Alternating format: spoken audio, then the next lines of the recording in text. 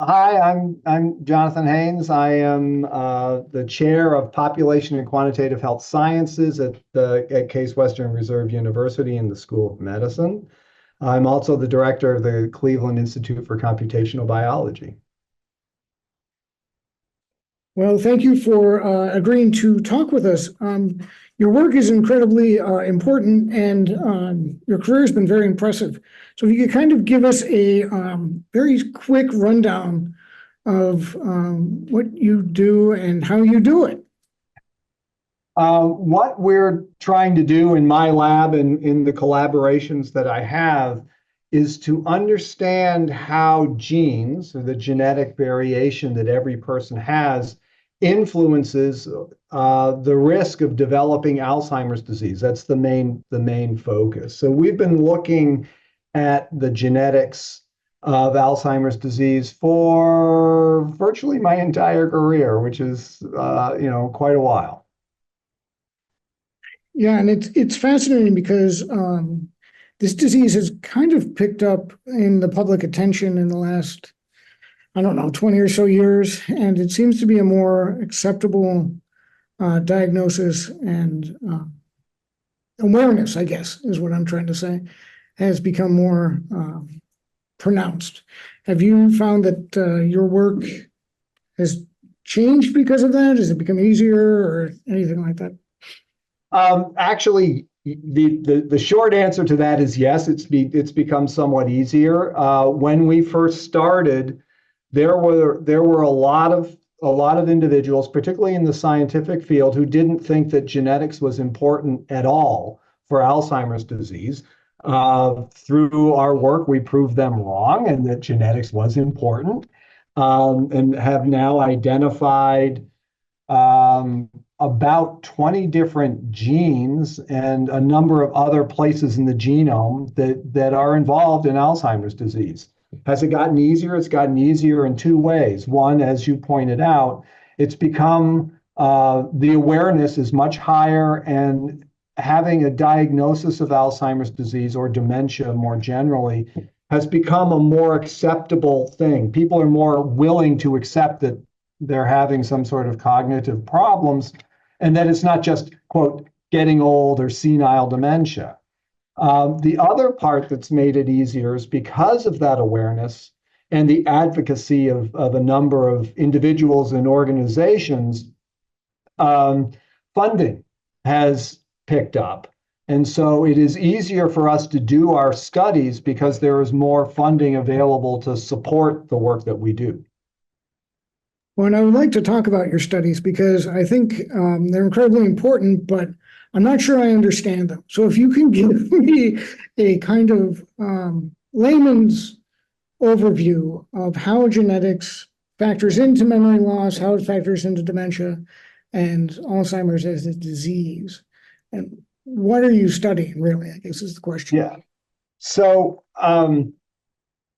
when we look at genetics, I mean, every individual has a genome. The genome's about 3 billion different one of these letters, A, C, G, and T. And what we're looking for is the variation between individuals of some of those base pairs, some of those individual letters. What we've been able to do, and as the technology has gotten better over the decades, is to actually look at almost every single one of those in lots and lots of different people. And we know that there are people that are diagnosed that have dementia or Alzheimer's disease, and people who are equally as old who are doing just fine. And so all we're really doing in the simplest terms is looking for the differences between them. If one variation shows up much more commonly in the dementia folks and less commonly in the normal folks, then we think, oh, that might be important. That might be one that we want to look at more. Now, how do we look at it more? That's where we have to go into the lab and start playing around with cells and tissue dishes and things like that to try to figure out what exactly is going wrong in those. But that's really what we're doing. Now, part of what we want to do is to be sure that we're getting good representation of all the different variation. And that is, there's a lot of differences in variation by your ancestry. So individuals whose ancestry is mostly European, have a set of variations. Individuals whose ancestry is from Africa have a lot of the same, but they have some different variations, and that can have an impact. And so we want to be sure that we have representation from all the ancestries, all the diversity that represents human beings. And I know that probably the majority of these studies have focused on European genomes, correct? Why do you think that is, and how have you kind of worked to challenge that standard, I guess? So you're absolutely right. The vast majority, and this is not just for Alzheimer's disease, but it's all genetic studies, and in fact, probably all studies, have focused on individuals of European ancestry. And that's primarily because those were the individuals who were coming into the clinics, coming into the hospitals where the research was being done. It's unfortunate that there wasn't more effort early on to reach out to the broader communities, a lot of the folks who don't come into the major medical centers, to participate in these studies. We've really tried to focus more recently on reaching out and working with and collaborating with these other communities, the minorities, the less represented, the more disadvantaged communities, and work with them so that we can be sure that the research we're doing will apply to everybody, not just individuals of European ancestry. Yeah, and I think before we move on with that, I did want to kind of circle back to one thing I think there's a popular perception that this sort of research and anything when you talk about genes, it means you're predetermined. And I think that's a popular misconception.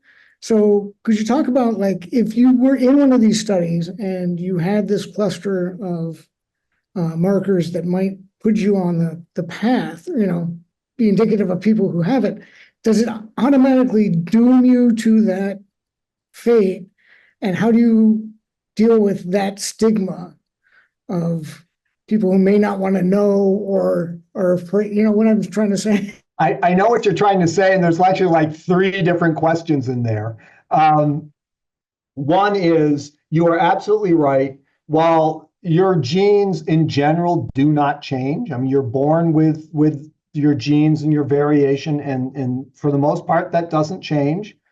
That may predispose you, but it doesn't determine your fate. So individuals that have some of these variants, these genetic variations, the genes that increase the risk, doesn't mean you're gonna get it. It means you're at a higher risk. But there are other things that are not genetic that you can do to lower that risk again. So, eating all the things every doctor tells you to do, right? You should, lose weight, eat healthy, exercise.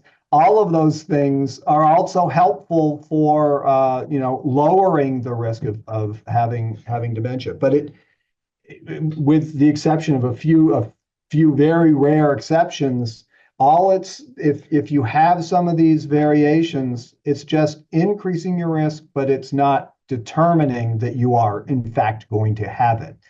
Now, the other question that you implied in there was, what do people want to know this or not? And that is a personal decision. And I mean, we can look at the genes. We can tell you your risk is up, down, somewhere in the middle. Whether you want to know that, whether you want to know what the possibilities are 20 years, 30 years in the future, is entirely up to you. And one of the things we have to be very careful about is to make sure that you, whoever you are, right, the patient, is informed enough to make that decision and be comfortable with it.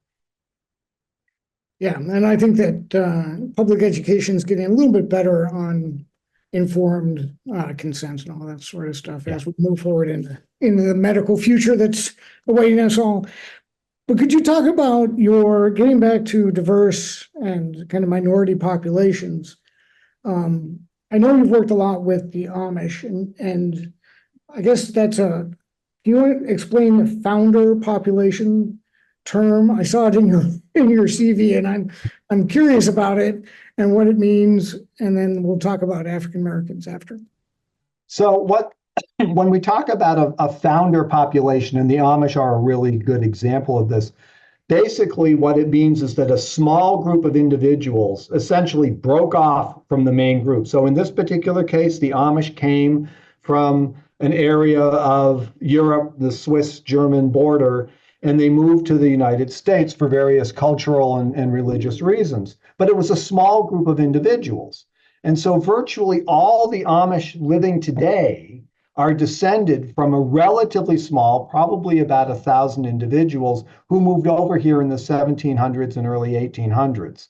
And so they are the founders. We didn't, we're not looking at all of Europe, all the people in Europe. We're looking at the descendants of a very small number. That has a number of implications for how we look at the genetics of these individuals that I don't think we need to probably go into those details. But there are several things that are quite unique about studying founder populations like the Amish that can be really helpful for us. Yeah, I mean, immediately I think of like just a container that you start with, and then you can see what was there at the beginning and how it's changed, correct? Yeah, that's pretty much what it is. Yeah. So in that population, have you found what's been interesting about what you found? If you had like to pick out one or two things. So there are two things that I think are interesting based on the research we've done so far. One is that the variations, the genes that we think are involved in the overall European population do not explain as much of dementia or Alzheimer's disease in the Amish. So something else is going on there. They don't have all that representation of all those risk genes. So there should be other, and we're looking for them, other risk genes in the Amish population themselves, which if we find them would help us understand the biology and what's the dysfunctions that are going on in the body that lead to dementia. The other thing that we're doing is looking at the other side of things. We're looking at the older folks who are cognitively normal. I mean, they seem to be either resistant or resilient from the effects of dementia, of what's going on in the brain. And so we're looking at those folks to see if we can identify if there's a genetic factor that protects people from Alzheimer's disease. And one of our recent studies identified a potential gene, actually it's probably one of several genes, that may be, variations in that gene may be protective. And that would be really, really interesting to know as well, because that could start a whole new area of research to try to develop, some good drugs, hopefully, in the future. Now, turning to African American, Latinx, other populations that are minorities within the United States population, what have you found in those groups, and are there differences? I mean, you said there were some clusters that were unique, but what does that mean? So the first thing I have to say is the biology of everybody is the same. Okay, so it's not that they're different in some way. The biology is all the same. How the different variations impact that biology may be different depending on your ancestry.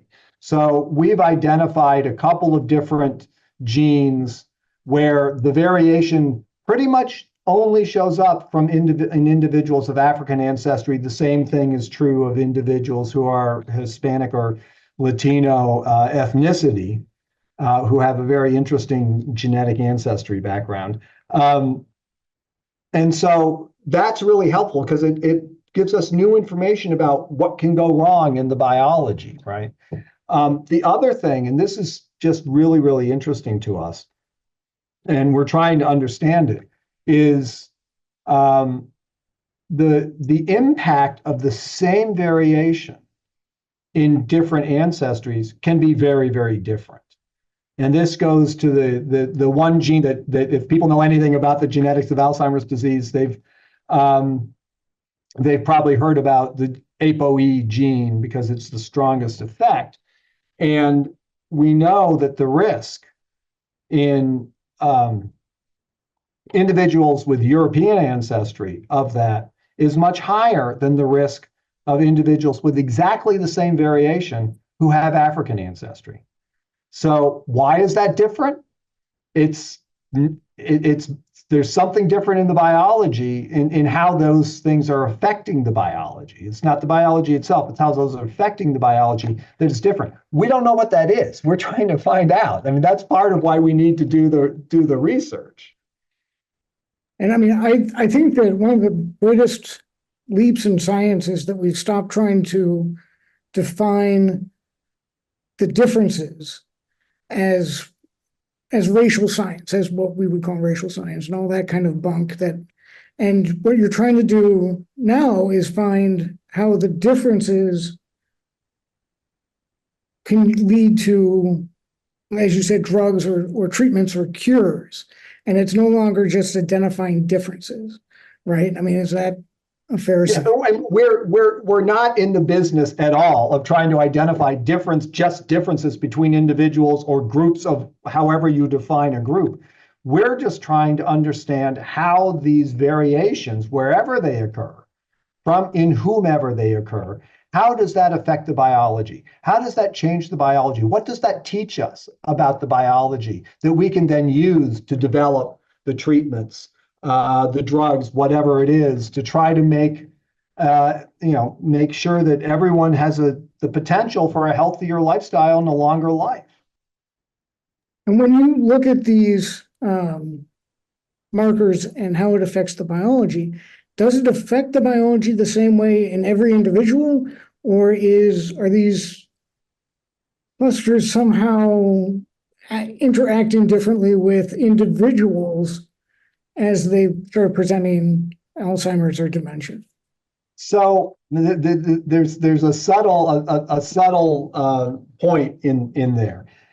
The way the variations interact or come together and have an impact on the biology is going to be the same in everybody, but not everybody has the same variations, right? So that's where the difference is going to come up, and that's actually an area that is we're just being able to start to study those kinds of things now, as to how all these different variations interact together or separately to increase or decrease the risks. Yeah, I mean, it's an incredibly complex puzzle of variation and all sorts of things that I can't even begin to get my head around completely. I mean, you're doing a great job explaining it, but I'm a little bit lost in the shuffle here. Well, and it is. I mean, there's a lot of there's a lot of complexity. I mean, biology is complex, and we're trying to understand as much of that as we can. But every time we answer one question, we got 10 more, and it's more complex. And it keeps us in business, I guess, as much as anything. Yes, I suppose that's good job security. But where do we go with the research? So when you have, and you've alluded to it, but I'd like you to speak more practically about when you've completed a study, then what is the next step with that study? And I think there's a lack of public awareness about what happens with research and how it affects real life things when I go to the doctor and that kind of stuff. Yeah. So one of the things I'd say is that almost no study is ever completed, absolutely, because again, you start to learn things, you ask more questions, and you keep going. But really, the goal here is to, at one, ask the question, but try to understand what's going on And then, like with the genetics, we have all of these different genes that we know or assume are involved in Alzheimer's disease, but we don't know for most of them how they actually do this. I mean, what's the mechanism? How is that the change in that gene actually changing the gene? How is that gene changing, stuff in the cell? How is that changing it in the tissues, in the organs, in the body, And every one of those levels is a different set of research questions and different sets of research goals. Ultimately, we want to go from trying to discover and understand the basics of what's going on and move that all the way to treatments, to better diagnosis, better treatments in the clinic. It's a long and then unfortunately long process. But it is a process, and it works. It just does take quite a while sometimes. We'll kind of wrap it up on this question with you. You've been doing this work for a long time, and you've contributed quite a bit to the field. And what have you seen that's developed that's really surprised you, or kind of moved the science, or moved that needle on treatment? And if you have any guesses as to where it would go, I'd love to hear those too. So I think there'd be a couple of different things. One is, and I'm a geneticist by training, so genetics is sort of the thing that I know the best. The absolutely amazing advances in the technology of, in this case, of genetics. When I started, if we wanted to look at something, it would take 2 weeks in the lab and 4 technicians to generate just a tiny little bit of data. Now that's, that can be done a billion times more data with one technician in one day. So the technology is just phenomenal, the advances in that. And that has surprised me. I never thought the technology would move that fast, but it has. The other thing I think is, and we've sort of talked about this already, that surprised me in a somewhat negative way, I suppose, is the fact that we have not really been looking until recently at the broader representation of the populations, the different genetic ancestries, the individuals who are historically disadvantaged, and working with those communities to encourage research and be able to take that research and bring it back to them. I mean, that's the key. And so that I think has been a really good thing. And I've been really impressed with how open a lot of these communities have been once we actually work with them and explain more, what the real goals are of all the research that we're doing.